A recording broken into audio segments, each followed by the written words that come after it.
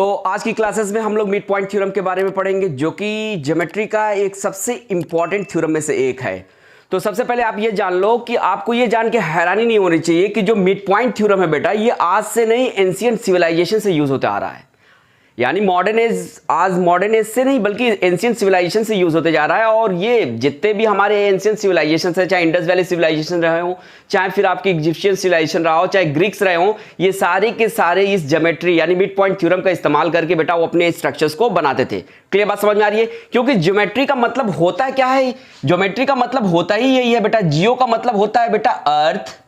जियो का मतलब क्या होता है? अर्थ या लैंड। जियो का मतलब क्या होता है बेटा? अर्थ या लैंड। और मेट्री का मतलब बेटा होता है टू मेजर, यानी अर्थ या उसके लैंड को मेजर करना। तो एंशिएंट सिविलाइजेशन में चाहे वो ग्रीक्स हो, चाहे इजिप्शियंस हो, चाहे इंडस वैली सिविलाइजेशन हो, वो बेटा क्या करते थे? ज्योमेट्री की हेल्प से, यानी कहने का मतलब है स्पेशली एक मिड पॉइंट थ्योरम है, इसके भी हेल्प से क्या करते थे? वो अपने क्या करते थे? किसी भी स्ट्रक्चर को बनाने में क्या करते थे? यूज करते थे। ठीक है, तो ज्योमेट्री बेटा करती क्या? एक्चुअली ज्योमेट्री का काम ही क्या होता है बेटा? अर्थ या लैंड के पोजीशंस, पॉइंट्स, डिस्टेंस और बेटा एंगल को मेजर करना होता है। ठीक है, तो ये ज्योमेट्री आपको पता ही होगा कि one of the oldest branch of the mathematics है, जिसका इस्तेमाल आज से नहीं आदिकाल से इस्तेमाल होते आ रहा है। यानी कहने का मतलब एंशिएंट सिविलाइजेशन से यूज होते आ रहा है। तो आज इसी मिड पॉइंट के बारे में हम लोग पढ़ेंगे, यानी मिड पॉइंट थ्योरम के बारे में पढ़ेंगे, कहता क्या है। तो सबसे पहले समझिए मिड पॉइंट थ्योरम। एक और इंपॉर्टेंट बात कि मिड पॉइंट थ्योरम आज के टाइम में generally mid point theorem prove करने को आपको नहीं आएगा। मिड पॉइंट थ्योरम से रिलेटेड क्वेश्चन आपको बनाने को आते हैं।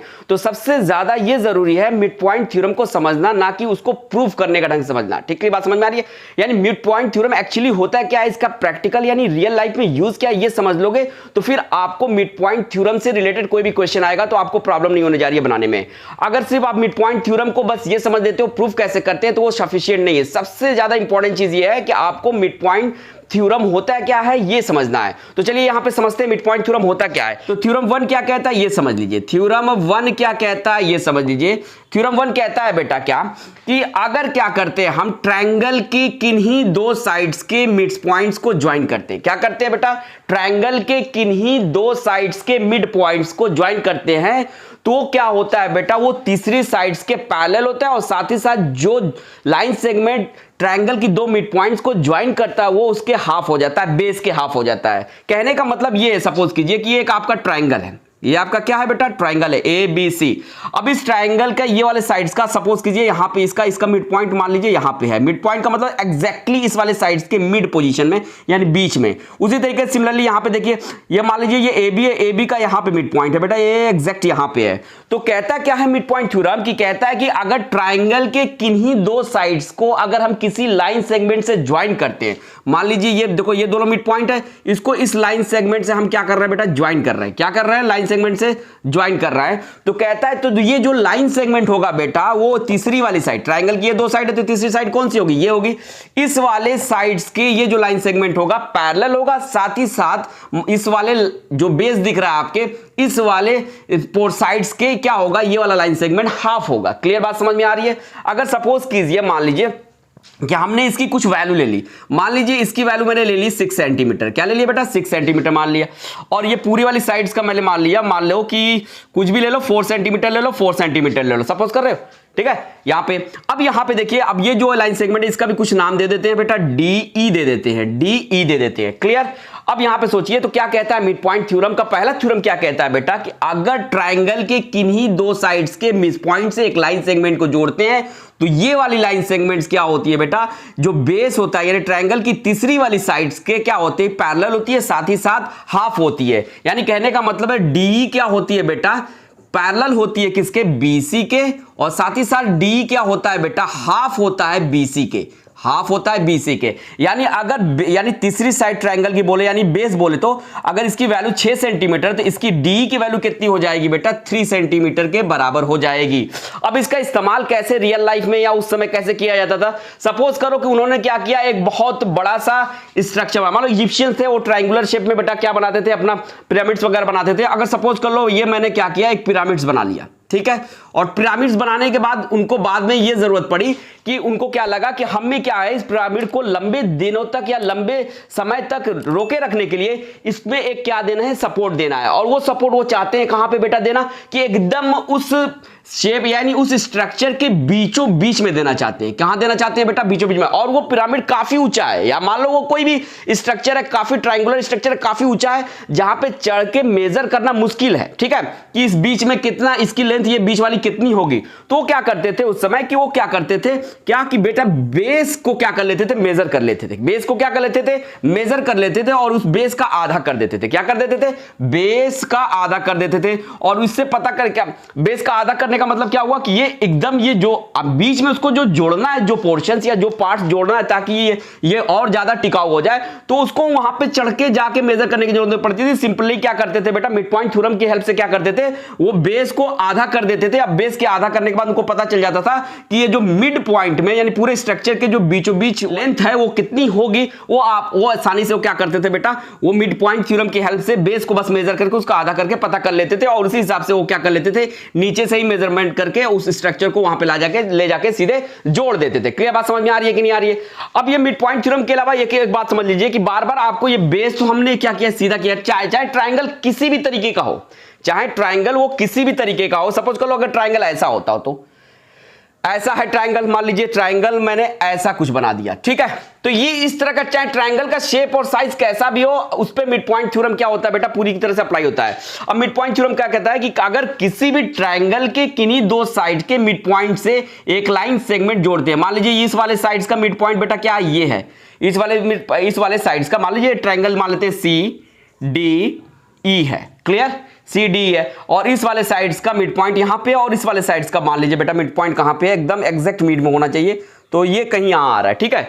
तो बेटा कह रहा है कि अगर बेटा ट्रायंगल के किन्हीं दो साइड्स के मिड पॉइंट्स को आपस में जोड़ते हैं तो क्या होता है बेटा, तीसरी साइड्स के पैरेलल होता है। तो देखो ये दो साइड है ट्रायंगल के, एक दो, इनके दोनों मिड पॉइंट को मैं क्या कर रहा हूं, आपस में बेटा क्या कर रहा हूं, मैं जोड़ रहा हूं। तो देखो जब आपस में इन दोनों मिड पॉइंट को आप जोड़ोगे बेटा, तो क्या हो रहा है, ये तीसरी साइड्स के क्या हो जा रहा है, पैरेलल हो जा रहा है, और साथ ही साथ जो ये इस लाइन सेगमेंट की जो मेजर होगी बेटा, जस्ट इस वाले लाइन सेगमेंट के हाफ होगी। अगर सपोज कर लो ये 8 सेंटीमीटर है, तो ये कितना हो जाएगा बेटा, ये 4 सेंटीमीटर हो जाएगा। ये आपका क्या कहता है, मिड पॉइंट थ्योरम कहता है। तो ट्रायंगल चाहे कैसा भी ले लो आप ट्रायंगल चाहे जैसा भी लेना ले लो। सपोज कीजिए इस बार मैंने ट्रायंगल कुछ ऐसा ले लिया, ये ऐसा इतना, ठीक है, ये भी क्या आपका ट्रायंगल है क्योंकि 3 साइड दिख रहा है। तो इसमें भी बेटा क्या होता है, mid point theorem easily apply हो जाएगा। सपोज कीजिए इसका नाम है XYZ दे देता हूं। तो मिड पॉइंट थ्योरम क्या कहता है, ट्रायंगल के किन्हीं दो साइड्स के मिड पॉइंट को जोड़िए।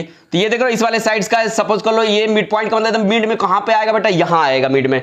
मतलब ये क्या मिड पॉइंट का मतलब क्या होता है, 2 इक्वल पार्ट्स में बेटा क्या कर दे, वो पॉइंट किसी साइड्स को यानी लेंथ को क्या कर दे, डिवाइड कर दे। तो लगभग यहां पे आ रही है मिड पॉइंट। अब इस वाले साइड्स की मिड पॉइंट कहां पे आएगी, लगभग यहां पे आएगी।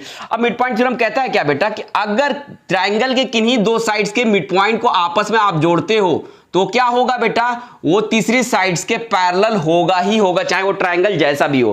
तो यहां पे दिख रहा है ये वाली साइड्स काफी बड़ी है, ये वाली साइड्स काफी छोटी है, और इन दोनों के मिड पॉइंट को हम जब जोड़ रहे हैं तो क्या हो रही है बेटा, इस वाली यानी तीसरी वाली साइड्स के क्या हो रही है बेटा, यहां पे पैरेलल हो रही है। पैरेलल के साथ साथ जो ये लाइन सेगमेंट है, मान लीजिए इसका नाम दे दिया मैंने EF दे दिया, ये लाइन सेगमेंट की जो मेजर होगी बेटा, वो YZ के क्या हो जाएगी, हाफ हो जाएगी। YZ के क्या होगी, हाफ होगी, माना हाफ ऑफ YZ बराबर क्या हो जाएगा, आपका EF होगा। क्लियर बात समझ में आ रही है, हाफ ऑफ YZ बराबर क्या होगा, EF होगा। अगर YZ की वैल्यू बेटा कितनी है, मान लीजिए अगर 10 सेंटीमीटर है तो EF की वैल्यू कितनी हो जाएगी, 5 सेंटीमीटर हो जाएगी। यही आपका पहला थ्योरम कहता है। अब चलते हैं नेक्स्ट सेकंड थ्योरम पे, ठीक है। होप सो कि यहां तक समझ में आ गया होगा आपको। तो ये सारी चीजों को प्रैक्टिकली आपने एंशिएंट सिविलाइजेशन में क्या होता था, यूज किया जाता था, यानी मिड पॉइंट थ्योरम का। क्योंकि जो ज्योमेट्री में जो सबसे बड़ा योगदान है बेटा, वो ग्रीक्स का है, ठीक है। ग्रीक्स के बहुत बड़े बड़े हमारे जो मैथमेटिशियन थे, उन्होंने ही ये क्या निकाला हुआ है, मिड पॉइंट थ्योरम निकाला, थेल्स थ्योरम निकाला है बेटा, बेसिक प्रोपोर्शनलिटी थ्योरम निकाला, ये सारी चीजें उन्हीं की देना है। अब चलिए मिड पॉइंट थ्योरम का थ्योरम नंबर 2 समझ लेते हैं। थ्योरम नंबर 2 बेटा क्या है, वो कन्वर्स है थ्योरम 1 का। थ्योरम 2 क्या है, कन्वर्स है थ्योरम 1 का, यानी उसी बात को दूसरे तरीके से यानी दूसरे लहजे में कैसे कहा गया है, वही मैं आपको यहां समझाने जाता हूं।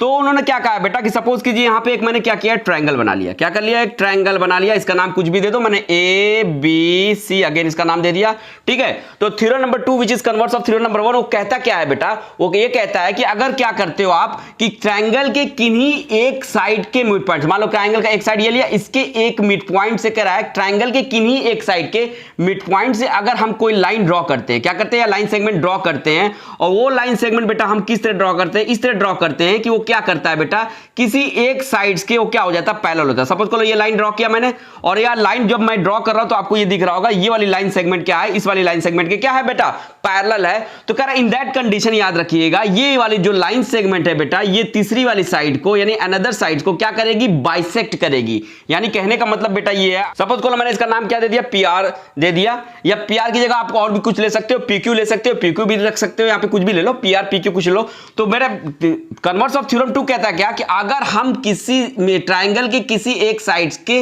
मिड पॉइंट से अगर कोई लाइन सेगमेंट ड्रॉ करते हैं, और वो लाइन सेगमेंट इस तरह ड्रॉ करते हैं कि वो तीसरी वाली साइड्स के यानी किसी एक साइड्स के क्या है बेटा, पैरेलल होती है, तो जो बची तीसरी वाली साइड से उसको क्या करेगी बेटा, बाइसेक्ट करेगी। यानी ये वाली लाइन क्या है, इस वाली लाइन के पैरेलल होगी, साथ ही साथ इस वाली लाइन को क्या करेगी वो बेटा, यानी इस वाली लाइन सेगमेंट को क्या करेगी, यानी ट्राइंगल की तीसरी वाली साइड्स को क्या करेगी बेटा, ये पीक्यू क्या करेगी बेटा, बाइसेक्ट करेगी। वो पहली क्या चीज है, फिर से आपको मैं रिकॉल कर देता हूं कि अगर ट्राइंगल के किन्हीं दो साइड्स के मिड पॉइंट से कोई लाइन सेगमेंट अगर हम ज्वाइन करते हैं, तो वो लाइन सेगमेंट बेटा तीसरी वाली साइड्स के पैरेलल भी होगी, और साथ ही साथ तीसरी वाली साइड्स की मेजर की क्या होगी, आधा होगी। क्लियर बात समझ में आ गई।